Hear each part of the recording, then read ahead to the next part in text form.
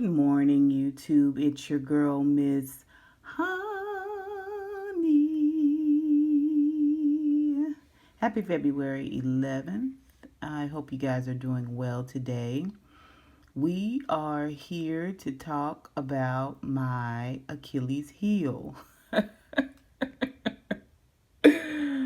Being slow to speak is my Achilles heel. I am the least great at being slow to speak. Oh my gosh, I'm just not great at it, you guys. It's a problem, especially if I'm wound up. But we're going to talk about it. Today's scripture comes from James 1, verse 19, NIV version. And for the morning, and then for the evening, it's James 1:19 from the NKJV version. And it's I should know it by heart because I was always chastised with James 1:19. Always the beginning of the chastisement started with James 1:19. But let's read it for ourselves. James 1:19 NIV version says, "Take note of this. Everyone should be quick to listen, slow to speak, and slow to become angry." Do you ever feel like you're not being heard? It can be frustrating and discouraging when you realize the person you are talking to is not really listening. Are you willing to tune in to what others are saying today? It may be a gentle rebuke, some great advice, or an encouraging word. Whatever it is, allow God's grace in your conversations and humbly listen to what He wants you to hear. And then our prayer says, "Lord, help me to take the time to listen to others today.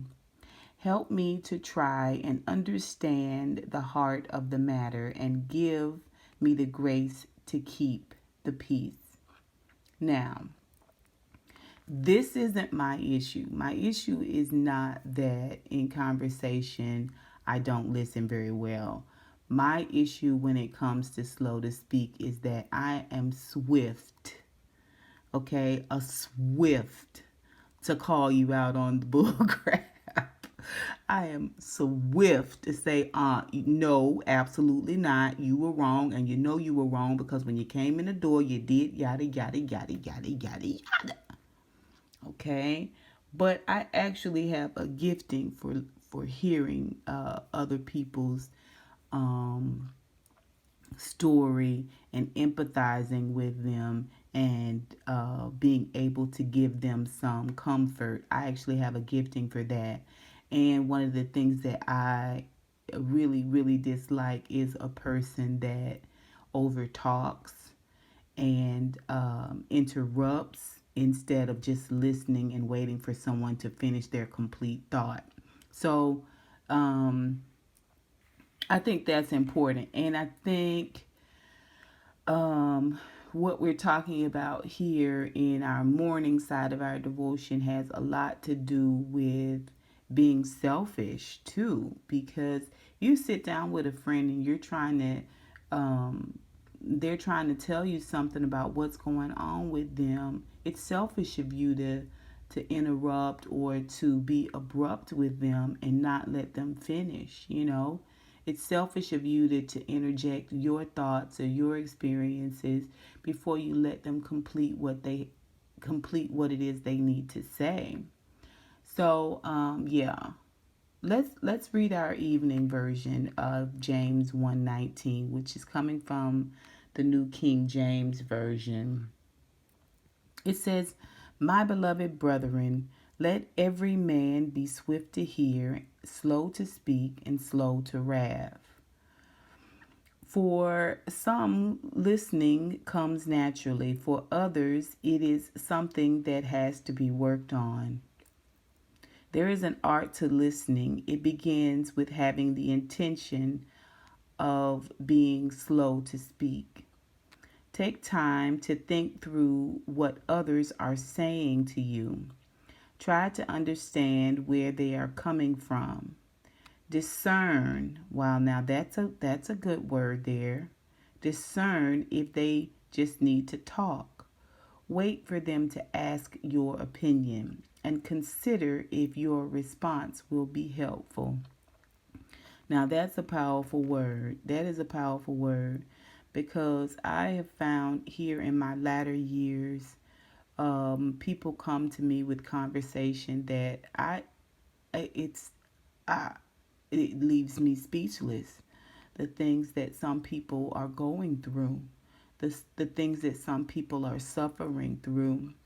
And so I do feel like being slow to speak also has to do with waiting to hear from God what it is He wants you to impart to that person, or what it is He wants you to do for that person, how He wants you to be of impact to that person. Because sometimes we can just go off of our own feelings, go off of our own fear, our own panic, and whatnot. And the situation may not necessarily call for that. You know, why does God have you hearing this or seeing this or experiencing this? It may not necessarily be for your own personal input. Sometimes it's so that you can learn. Sometimes it's so that you can know how to do better, you know. And sometimes it is so that you can be helpful, but you won't know how to be helpful if you're so quick to, pop off, right? So, our evening prayer is Jesus, thank you for the people that I was able to talk with today. I pray that I made them feel understood and truly heard. Bring to mind those conversations where I was distracted and help me to rely on the gentle reminders to listen better tomorrow. And then our question for ourselves today, who is God bringing to mind that you need to listen to more? It may be your children. It may be your oldest child. Sometimes your oldest child gets looked over because they supposed to know better, right?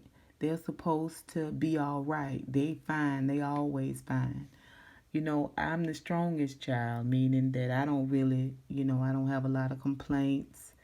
I don't have a lot of issues. I'm usually there to help in a pinch and whatnot. And so people forget that I get sick. I get tired. I get lonely, and everybody just assumes you'll be fine. You'll be all right. You'll take care of it. You do. So it may be your oldest sibling. When was the last time you really heard them out?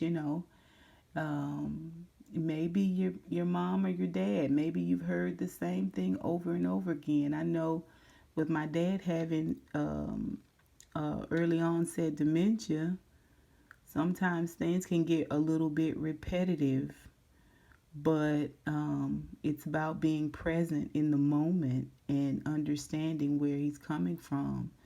The story that he told yesterday, he might tell it today, but as opposed to him talking about hungry, which is maybe what he was talking about yesterday, today he may be talking about being cold or being in pain. And he's just using the same story to relate. So listening is important, you guys, and being slow to not only speak but slow to assume, right?